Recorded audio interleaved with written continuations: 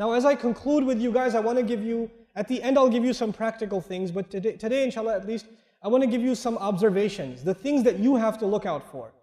The thing we want out of Ramadan, for the goal of fasting is taqwa. The goal of fasting is taqwa. The goal of Ramadan is three things. To complete the 30-day training, to declare the greatness of Allah, and to be grateful. لِتُكَبِّرُوا اللَّهَ عَلَى مَا هَدَاكُمْ. Right? لِتُكْمِلُوا الْعِدَّةَ لِتُكَبِّرُوا اللَّهَ عَلَى مَا هَدَاكُمْ وَلَعَلَّكُمْ تَشْكُرُونَ. Three goals of Ramadan itself.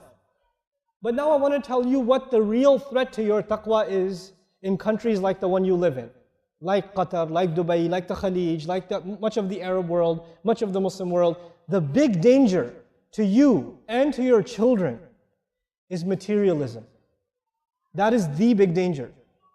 Your children and you are becoming obsessed with the car, with the brand name clothes, with the brand name phone, with the gadgets, with the new movie, with the new song download.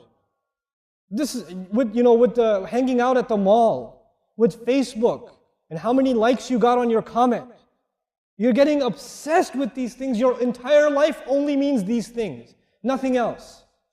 And this is a tragedy, because the youth of this ummah are so powerful. Wallahi, they are so powerful. When the young people of this ummah internalize the Quran, they can change the world. Really, the world will be a beautiful place if the young people of this ummah wake up. But the young people of this ummah are being put to sleep by the iPhone 5, by the Samsung Galaxy Touch, by the iPad, by Facebook. And those things can be used for a lot of good.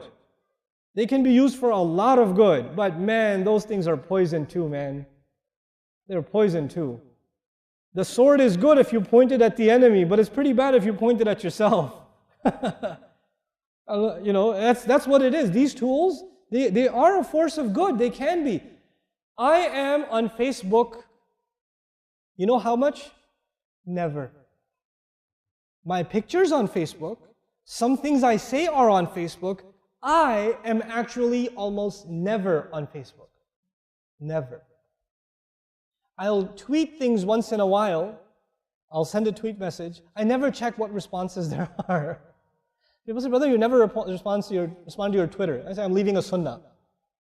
Don't worry, say something good that will benefit somebody else, right? And then don't get caught up in online conversations. You have more important conversations. How you have time for all those conversations, man? How you have time to read all the comments under a YouTube video? Where did you find the time? Where did you find the time? I'm shocked.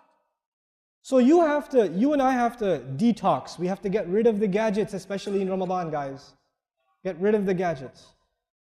Delete the video games delete the game apps off your phone. Delete them for Ramadan. You say, yeah, at least I can re-download them later. I don't care. But at least in Ramadan. Sisters too. Sister, get off of Facebook right now. I see you. I don't see you, but you just got off of Facebook and the joke is on you. But anyway, get off of your devices. You have to do this. Materialism is killing us. And I tell you the real anecdote, the real solution to materialism is understanding the Book of Allah.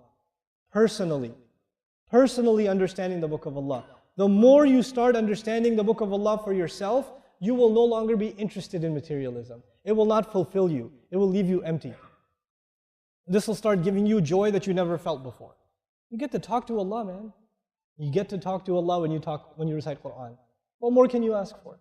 So this is some practical or some advice I want to give you, or the warning I want to give you guys in particular. And of course, materialism is hitting everywhere. But I notice like the malls and like the glitz, and everybody's like, the youth are like flocking towards these things. I don't get angry at them. I just feel like we haven't given them Quran. We haven't given them something to be excited about. It's our fault, Now the last piece, especially for the parents that are in the audience. Here's how you can make good use of your Ramadan. Everyone here should have some goals in Ramadan. Here's my recommendation. My recommendation is you should memorize a couple of short surahs. Short surah means a page and a half. A couple, maybe 4 of them if you can. Between 2 and 4 of them in the month of Ramadan. And you should not do it alone. You should do it with your family. You do it, your children do it, the husband does it, the wife does it. First one to do it gets 200 riyals. Now the father will do it very quickly. Okay, so, but do it. Memorize Quran as a family. Memorize Quran as a family. Make it a family project. We're all going to memorize this surah. It's a beautiful thing when a family gets together to get closer to Allah's book. My recommendation is the musabbihat. Like if you memorize Surah Al-Jumu'ah, Surah Al-Munafiqun, Surah Al-Taghabun, these surahs, at least these 3 surahs, beautiful surahs. And they really help your iman. The next thing you want to do, this is again in Ramadan, my recommendation is to actually listen to durus of those same surahs that you've memorized. Listen to lectures and explanations of the same surahs that you memorized. Now the surahs I recommended to you were surahs number 62, 63, and 64.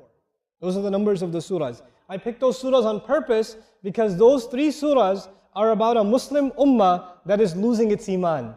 And Allah is fixing their iman again. That's what those 3 surahs are about. An ummah whose iman is becoming weak and Allah makes it strong again. And He protects it from hypocrisy. And He shows them the fruits of real iman.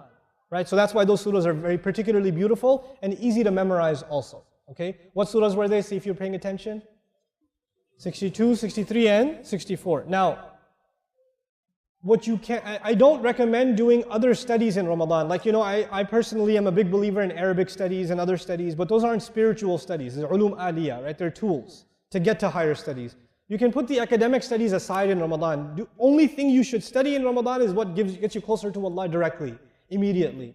So if you're an Arabic student, don't do Arabic studies in Ramadan, do Quran studies in Ramadan. Do tafsir studies in Ramadan. Don't do Arabic studies in Ramadan, okay? Or if you're a tajweed student, don't study tajweed in Ramadan, memorize more Quran. You understand?